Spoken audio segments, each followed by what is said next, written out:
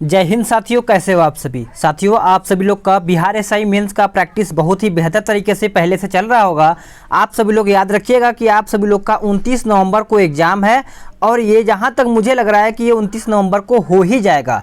तो आप सभी लोग तैयारी और बेहतर तरीके से कर दीजिए जिस तरीके से आप तैयारी कर रहे हैं। और हाँ, आप सभी लोग का ये केबीसी नैनो का है, याद रखिएगा केबीसी नैनो का सेट नंबर आपका 8 है।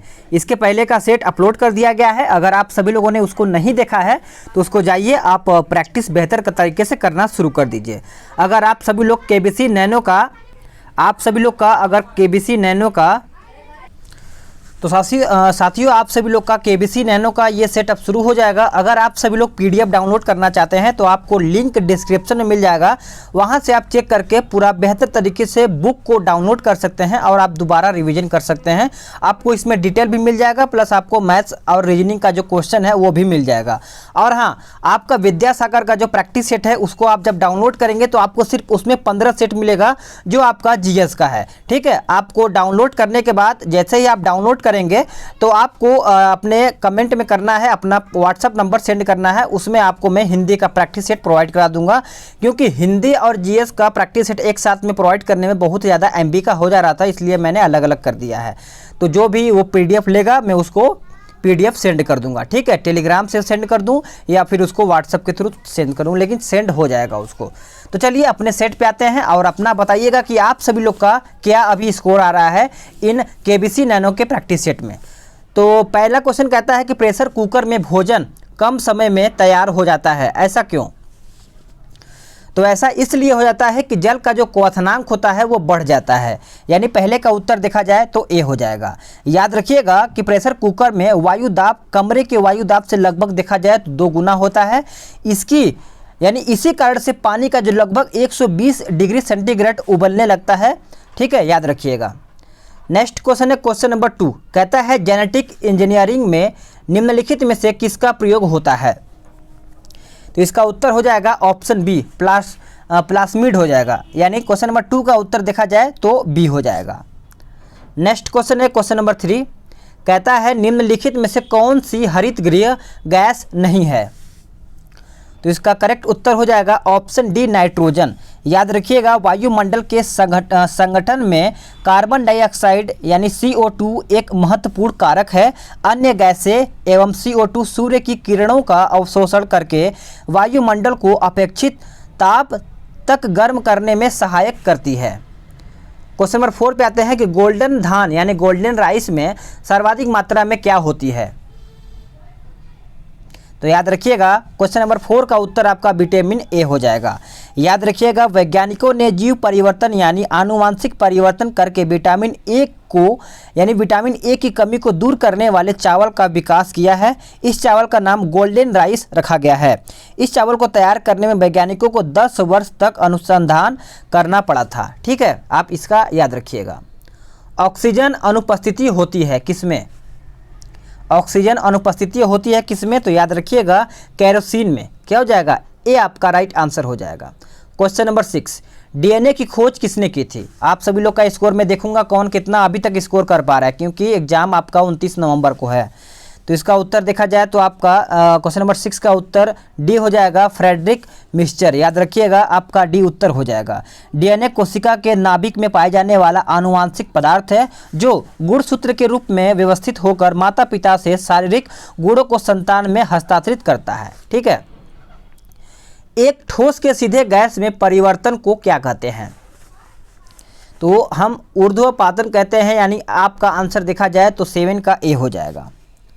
क्वेश्चन नंबर 8, साबुन ग्रीज को हटाता है किसके द्वारा? तो यह हटाता है पाइसीकरण के द्वारा। याद रखिएगा क्वेश्चन नंबर 8 का आंसर देखा जाए तो सी हो जाएगा। साबुन का बना कोलाइडी विलयन धूल, तेल तथा चिकनाई के कणों को अवशोषित करके हटाता है। यह पाइसीकरण द्वारा होता है। चलिएगा नेक्स्ट क्वेश्चन पे आते हैं, क्वेश्चन नंबर 9 पे। सिगरेट लाइटर में निम्नलिखित में से कौन सी गैस प्रयुक्त होती है? जो सिगरेट पीने के लिए सभी लोग लाइटर रखते हैं तो उसमें कौन सी गैस होती है? तो याद रखिएगा प्रोपेन होता है। 9 का आंसर देखा जाए तो एक मिनट, 9 का आंसर प्रोपेन नहीं, ए हो जाएगा, ब्यूटेन हो जाएगा, याद रखिएगा। सिगरेट लाइटर में ब्यूटेन गैस जो तरल एवं ज्वलनशील होती है प्रयोग की जाती है। ठीक है, नेक्स्ट क्वेश्चन है कि मेंडल का आनुवांशिकता का सिद्धांत किस पर आधारित है। तो ये किस पर आधारित है, तो लैंगिक जनन पर आधारित है। याद रखिएगा, मेंडल का आनुवांशिकता का सिद्धांत लैंगिक जनन पर आधारित है। आनुवांशिकता संबंधी प्रयोग के लिए मेंडल ने मटर के पौधों का चुनाव किया था, याद रखिएगा। क्वेश्चन नंबर 11 कहता है कि मायोग्लोबिन में कौन सी धातु होती है। तो इसका करेक्ट आंसर आपका हो जाएगा ऑप्शन डी, लोहा, याद रखिएगा। क्वेश्चन नंबर 12 क्या कहता है, देख लेते हैं कि सोने का घोला जा सकता है, सोने को घोला जा सकता है किसमें। तो ये आपका घोला जा सकता है 3 भाग हाइड्रोक्लोरिक अम्ल तथा 1 भाग नाइट्रिक एसिड के मिश्रण में। याद रखिएगा, आपका 12 का उत्तर सी हो जाएगा। नेक्स्ट क्वेश्चन है क्वेश्चन नंबर 13, निम्न में से कौन सी मात्रा चाल के साथ इसकी गति निर्दिष्ट करती है।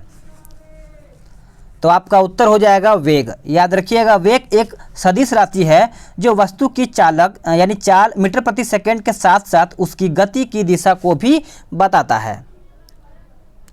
क्वेश्चन नंबर 14, दो बिंदुओं के बीच यानी 2 बिंदुओं के बीच विभवांतर को मापने के लिए डैश उपकरण का प्रयोग करते हैं, यानी किस उपकरण का प्रयोग करते हैं। तो याद रखिएगा वोल्ट मीटर हो जाएगा, यानी बी आपका उत्तर यहाँ पे सही उत्तर हो जाएगा। क्वेश्चन नंबर 15, ट्यूबलाइट का प्रकाश किस पर निर्भर करता है। जो ट्यूबलाइट का प्रकाश है वो लमसम देखा जाए तो आपका ट्यूब का शीशा होता है, यानी आपका आंसर यहाँ पे डी हो जाएगा। ट्यूबलाइट का प्रकाश ट्यूब के शीशे पर निर्भर करता है। ठीक है, गतिज ऊर्जा का समीकरण कौन सा है। गतिज ऊर्जा का समीकरण बताना है, तो सभी को याद ही होगा, आपका आंसर यहाँ पे 16 का ए हो जाएगा। नेक्स्ट क्वेश्चन है कि वाशिंग सोडा किसका सामान्य नाम है। चलिए बताइए, ऑप्शन आपके सामने है, वाशिंग सोडा किसका सामान्य नाम है। तो आपका उत्तर यहाँ पे सी हो जाएगा, सोडियम कार्बोनेट। याद रखिएगा, सोडियम कार्बोनेट हो जाएगा सभी लोगों का। वाशिंग सोडा का उत्पादन लेबनॉन विधि, साल्वे विधि तथा वैदित विधि द्वारा किया जाता है। क्वेश्चन नंबर 18, सूची 1 और सूची 2 को बताना है आप सभी लोग को। तो इसका आंसर अगर देखा जाए तो आप सभी लोग इसका आंसर क्या मारेंगे। देखिए, आदिनाथ आपका चला जाएगा वृषभ में, उसके बाद मल्लिकनाथ आपका चला जाएगा जल कलश में, पार्श्वनाथ आपका चला जाएगा सर्प, और जो आपका बचता है संभवनाथ ये आपका चला जाएगा अश्व में। तो इस तरीके से आपका आंसर यहाँ पे ए हो जाएगा। नेक्स्ट क्वेश्चन है कि मुगल काल में जिस मदरसे ने मुस्लिम न्याय शास्त्र की पढ़ाई में विशिष्टता हासिल की है वह स्थित था कहाँ में। तो वह आपका स्थित था लखनऊ में। याद रखिएगा, लखनऊ में। क्वेश्चन नंबर 20 कहता है कि देवबंद आंदोलन यूपी संयुक्त प्रांत में किस वर्ष में आरंभ हुआ था। तो यह आपका आरंभ हुआ था 1866 ईस्वी में। याद रखिएगा, 1866 ईस्वी में। क्वेश्चन नंबर 21, निम्नलिखित में से किस अधिवेशन के लिए कांग्रेस ने पहली बार एक महिला को अध्यक्ष चुना। तो इसका उत्तर हो जाएगा आपका कलकत्ता अधिवेशन जो 1917 में हुआ था। आप सभी लोग याद रखिएगा कि इस अधिवेशन में जो अध्यक्षता की थी किसने की थी, तो एनी बेसेंट ने की थी। ख्वाजा मोइनुद्दीन चिश्ती किसके शिष्य थे। तो ये किसके शिष्य थे, तो ख्वाजा उस्मान रूहिनी यानी हरगुनी हो जाएगा। याद रखिएगा, डी आपका उत्तर यहाँ पे हो जाएगा। क्वेश्चन नंबर 23 पे देखते हैं, कहता है कि नई दिल्ली में 1947 में आयोजित अखिल भारतीय कांग्रेस समिति की बैठक में निम्नलिखित में से किसने विभाजन के प्रस्ताव का समर्थन किया था। तो इसका उत्तर हो जाएगा option D, J B Kripalani हो जाएगा। यहाँ पे डी हो जाएगा अब्दुल कलाम आज़ाद। याद रखिएगा, डी आपका ऑप्शन यहाँ पे हो जाएगा। देखिए, 3 जून 1947 की विभाजन योजना की पुष्टि के लिए अखिल भारतीय कांग्रेस समिति की 14 जून 1947 को हुई बैठक में गोविंद बल्लभ पंत ने भारत विभाजन का प्रस्ताव प्रस्तुत किया था। नेक्स्ट क्वेश्चन है कि मुगल चित्रकला किसके नेतृत्व में अपने शीर्ष बिंदु पर थी। तो इसका उत्तर हो जाएगा जहांगीर। भारत के विभाजन के समय भारतीय राष्ट्रीय कांग्रेस का अध्यक्ष कौन था। तो करेक्ट उत्तर हो जाएगा आपका ऑप्शन ए JB कृपलानी। याद रखिएगा, आचार्य कृपलानी के नाम से भी जाना जाता है। वह भारतीय शिक्षक, समाजवादी कार्यकर्ता तथा आज़ादी के पहले व बाद के भारत के महत्वपूर्ण नेता भी थे। क्वेश्चन नंबर 26 कहता है कि वह प्रथा जिसके तहत किसान स्वयं भूमि का मालिक होता है और सरकार को भू राजस्व के भुगतान के लिए जिम्मेदार मानता है, वह कौन था प्रथा, यानी प्रथा बताना है। चलिए बताइएगा आंसर। तो देखिए इसका उत्तर आपका क्या हो जाएगा, 26 का उत्तर बी हो जाएगा, रैयतवाड़ी प्रथा हो जाएगा। नोट करते चलिएगा सभी लोग, ठीक है। नेक्स्ट क्वेश्चन है कि विजयनगर साम्राज्य का अवशेष कहाँ मिलता है। जो विजयनगर साम्राज्य का अवशेष देखा जाए तो आपका हम्पी यानी कर्नाटक में मिलता है। आप सभी लोग याद रखिएगा कि विजयनगर साम्राज्य 1336 से 1646 ईस्वी तक मध्यकालीन दक्षिण भारत का एक सामान्य था, ठीक है। इसकी स्थापना किसने किया था, तो हरिहर और बुक्का नामक दो भाइयों ने की थी, ठीक है। चलिएगा नेक्स्ट क्वेश्चन है कि निम्न में से किस हड़प्पा कालीन स्थल से हल का टेराकोटा प्राप्त हुआ है। तो करेक्ट आंसर देखा जाए तो आपका बनावली हो जाएगा। याद रखिएगा बी उत्तर आपका हो जाएगा। बनावली हरियाणा के हिसार जिले में स्थित है। इस स्थल का उत्खनन 1973-74 में करवाया गया था। अखिल भारतीय कहता है कि अखिल भारतीय किसान कांग्रेस का गठन किया गया था कब। तो ये आपका किया गया था 1936 में। याद रखिएगा 1936 में। नेक्स्ट क्वेश्चन है कि लंदन में 13 मार्च 1940 को सर माइकल ओडायर को गोली किसने मारा था। ये तो सभी को पता ही होगा, गोली किसने मारा था, तो उधम सिंह ने मारा था। याद रखिएगा उधम सिंह माइकल ओडायर की गोली से मार के हत्या की थी। आप सभी लोग याद रखिएगा Madan Lal Dhingra colonel William Curzon वाइली की हत्या की थी। तो आप सभी लोग याद रखिएगा। क्वेश्चन नंबर 31 क्या कहता है कि गौतम बुद्ध ने अपना प्रथम उपदेश कहाँ पे दिया था। तो गौतम बुद्ध जी ने अपना पहला उपदेश सारनाथ में दिया था। आप सभी लोग याद रखिएगा 6 वर्ष की तपस्या के बाद 35 वर्ष की आयु में वैशाख पूर्णिमा के दिन बोध गया में निरंजना नदी के तट पर ज्ञान की प्राप्ति हुई थी।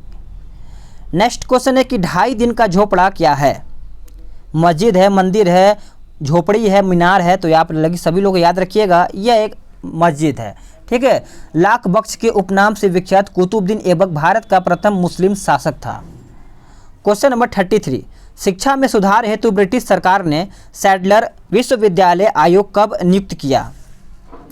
तो ये नियुक्त किया था 1917 में। कब किया था, 1917 में। निम्नलिखित में से कौन मृदा से संबंधित है। तो इनमें से मृदा से संबंधित कौन सा है, तो आपका इडेफिक हो जाएगा। याद रखिएगा 34 का आंसर आपका ए हो जाएगा। मृदा की संरचना एवं उसके घटकों को इडेफिक कहा जाता है। यह ग्रीक शब्द इडाफोस से बना हुआ है।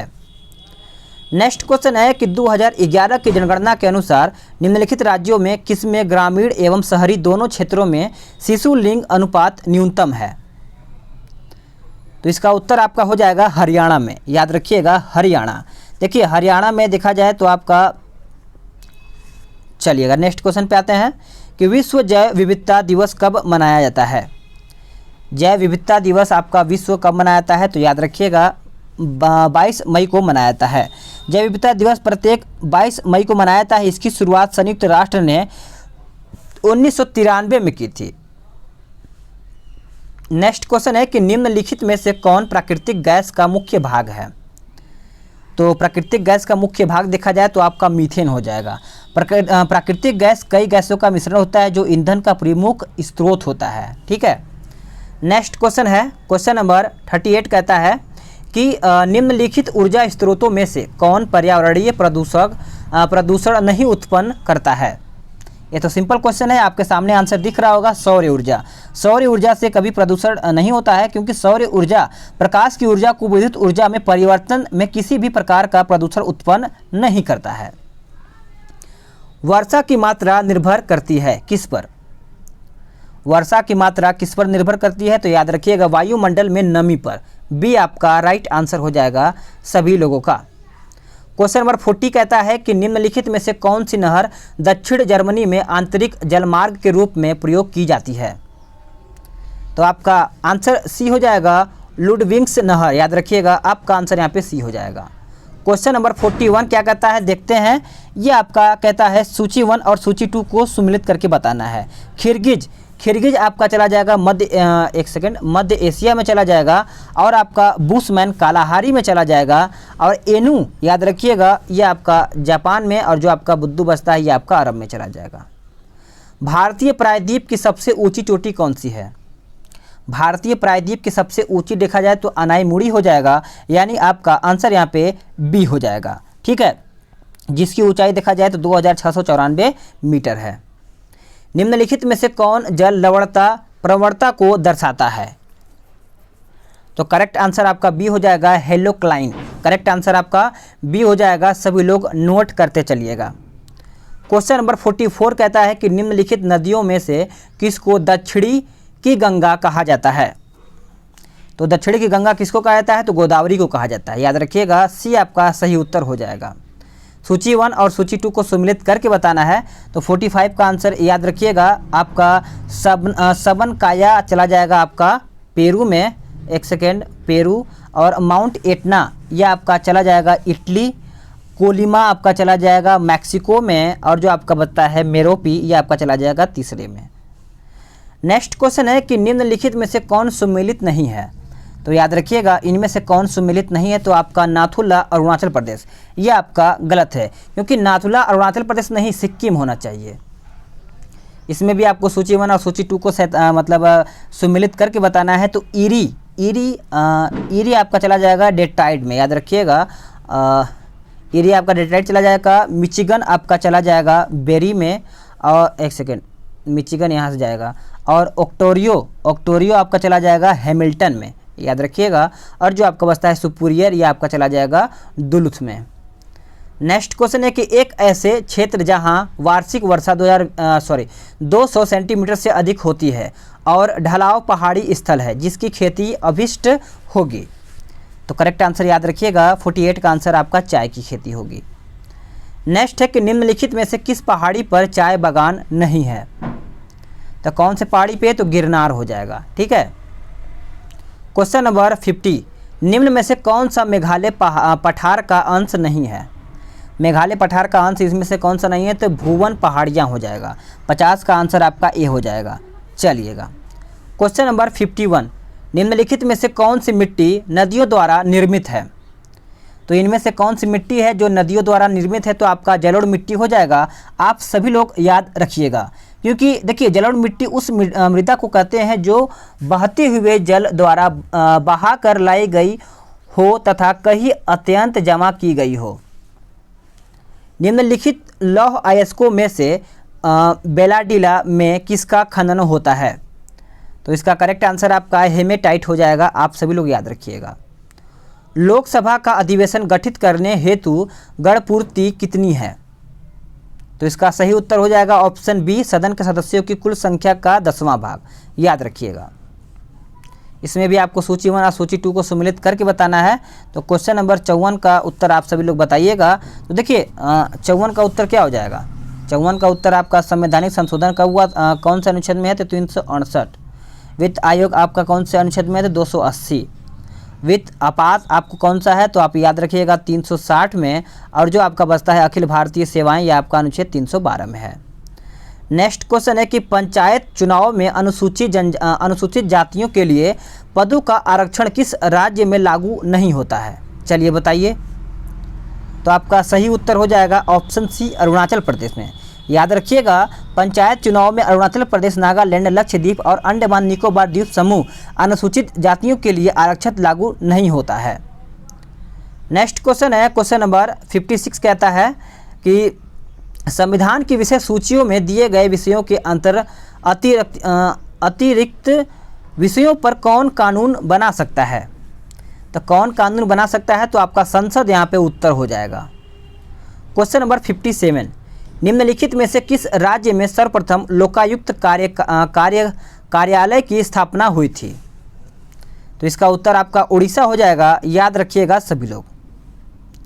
भारत में यानी भारत के संविधान में उद्देशिका का विचार लिया गया है कहाँ से? तो यह आपका विचार कहाँ से लिया गया है? तो यूएसए के संविधान से लिया गया है। आप सभी लोग याद रखिएगा। ठीक है, चलिएगा। सभी का कमेंट देखूंगा कौन कितना क्वेश्चन सही कर रहा है। तो भारत के राष्ट्रपति पर महाभियोग चलाने के लिए कम से कम कितने दिन पूर्व की सूचना आवश्यक है? तो यानी राष्ट्रपति पे अगर महाभियोग चलाना है तो उसको पहले सूचना देना होता है। कितने दिन पहले? तो आप सभी लोग याद रखिएगा 14 दिन पहले। लोकसभा में एंग्लो इंडियन समुदाय के प्रतिनिधित्व के लिए प्रावधान संविधान में किस अनुच्छेद के अंतर्गत किया गया है? तो आप सभी लोग याद रखिएगा अनुच्छेद 331 हो जाएगा, क्योंकि 331 के अनुसार राष्ट्रपति एंग्लो इंडियन समुदाय के 2 सदस्यों का मनोनयन लोकसभा में कर सकता है। क्वेश्चन नंबर 61 कहता है ध्यानाकर्षण सूचना के प्रावधान ने निम्नलिखित में से किसके क्षेत्र को सीमित किया है? तो ये किसके क्षेत्र को सीमित किया है? तो आप सभी लोग याद रखिएगा स्थगन प्रस्ताव हो जाएगा, यानी आपका आंसर यहाँ पे सी हो जाएगा। निम्नलिखित में से कौन सा एक प्रस्ताव भारत में मंत्रिपरिषद रख सकती है? इसका उत्तर देखा जाए 62 का, तो आंसर आपका विश्वास प्रस्ताव हो जाएगा।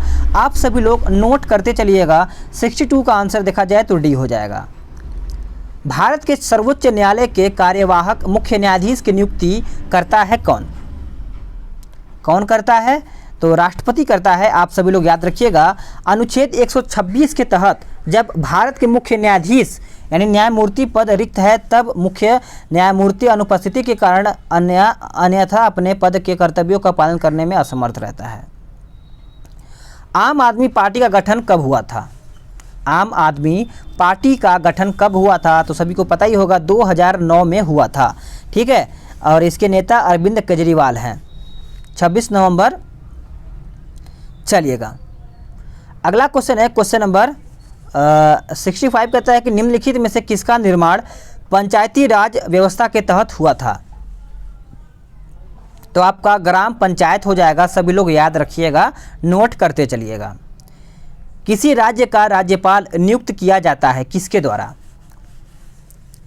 तो यह आपका किसके द्वारा नियुक्त किया जाता है? तो राष्ट्रपति के द्वारा। आप सभी लोग याद रखिएगा भारतीय संविधान के अनुच्छेद 155 के अनुसार राज्यपाल की नियुक्ति राष्ट्रपति के द्वारा 5 वर्षों की अवधि के लिए की जाती है। नेक्स्ट क्वेश्चन है कि राष्ट्रीय नियोजन में रोलिंग प्लांट की अवधारणा लागू की गई थी किसके द्वारा? तो ये आपका लागू किया गया था जनता सरकार के द्वारा। आप सभी लोग याद रखिएगा। क्वेश्चन नंबर 68 कहता है कि आसियान किसके लिए है? चलिए बताइए। तो आप सभी लोग याद रखिएगा association of south east Asian Nations हो जाएगा, यानी आपका आंसर यहाँ पे देखा जाए तो सी हो जाएगा। क्वेश्चन नंबर 69 कहता है कि सरदामणि कौन थी? तो आप सभी लोग याद रखिएगा सरदामणि रामकृष्ण परमहंस की पत्नी थी, यानी आपका उत्तर देखा जाए 69 का तो बी उत्तर आपका यहाँ पे हो जाएगा। चलिएगा बहुत सही, सभी का यहाँ पे आंसर उम्मीद है सही आ रहा होगा। नेक्स्ट क्वेश्चन है कि शक्ति स्थल का संबंध किससे है? शक्ति स्थल का संबंध किससे है? तो ये श्रीमती इंदिरा गांधी से रिलेटेड हो जाता है। आप सभी लोग याद रखिएगा। और बात करेंगे राजीव गांधी तो वीरभूमि, अटल बिहारी वाजपेयी स्मृति स्थल और नेहरू शांति वन कहा जाता है। नेक्स्ट क्वेश्चन है कि कौन ऐसा कर है जो केंद्रीय सरकार द्वारा लगाया जाता है लेकिन उससे प्राप्त आय को केंद्र सरकार और राज्य में विभाजित कर दिया जाता है? तो इसका आंसर देखा जाए तो केंद्रीय उत्पाद शुल्क हो जाएगा, यानी बी आपका उत्तर यहाँ पे राइट आंसर हो जाएगा। नागालैंड की राजधानी क्या है? नागालैंड की राजधानी सभी को पता ही होगा, ये आपकी कोहिमा हो जाएगा, यानी बी आपका उत्तर हो जाएगा। ठीक है, अगर इसका स्थापना पूछा जाए तो आप 1878 मारिएगा। ठीक है। सेक्टरों के सार्वजनिक तथा निजी सेक्टर में निम्न आधार पर वर्गीकृत किया गया है। तो आपका उत्तर यहाँ पे उद्यमों के स्वामित्व हो जाएगा, यानी आप सभी लोग याद रखिएगा सी उत्तर हो जाएगा। भारत में सर्वाधिक संख्या में श्रमिक सक्रिय है। चलिए बताइए 74 का उत्तर क्या होगा? तो 74 का उत्तर देखा जाए तो आपका सूती वस्त्र उद्योग में हो जाएगा, यानी 74 का आंसर देखा जाए तो आपका बी उत्तर हो जाएगा। नेक्स्ट क्वेश्चन है कि निम्नलिखित में से किस क्षेत्र में भारत के प्रथम सहकारी आंदोलन का आरंभ हुआ था? तो उत्तर आपका कृषि ऋण हो जाएगा। आप सभी लोग याद रखिएगा ए आपका उत्तर हो जाएगा। निम्नलिखित में से कौन सा कथन पेटेंट के संदर्भ में सही नहीं है? ठीक है, तो ये ऑप्शन बहुत ही बड़ा दिया हुआ है, तो आप सभी लोग याद रखिएगा। आपका यहाँ पे ऑप्शन जो है बी गलत हो जाएगा। पेटेंट अपने मालिक को उसके आविष्कार की सुरक्षा प्रदान करता है, ये आपका गलत है। आपका यहाँ से मैथ्स का क्वेश्चन स्टार्ट हो गया है, ठीक है, ये सब आप देख सकते हैं और यहीं तक मैंने लिया है। आप पीडीएफ डाउनलोड कर लीजिए, आपको यहाँ पे 100 क्वेश्चन देखने को मिल जाएगा, प्लस आपको डिटेल भी देखने को मिलेगा। तो 1 से लेकर के 20 सेट आपको यहाँ पे प्रोवाइड किया जाएगा पीडीएफ में। तो आपको लिंक डिस्क्रिप्शन में मिलेगा, तो उसको डाउनलोड करना एकदम ना भूलिएगा। और आपका जो भी क्वेरी है तो आप कमेंट करके बताइए, मैं आपका पूरा क्वेरी क्लियर करूँगा। चलिए नेक्स्ट वीडियो में जल्द ही मिलते हैं, तब तक के लिए जय हिंद, वंदे मातरम।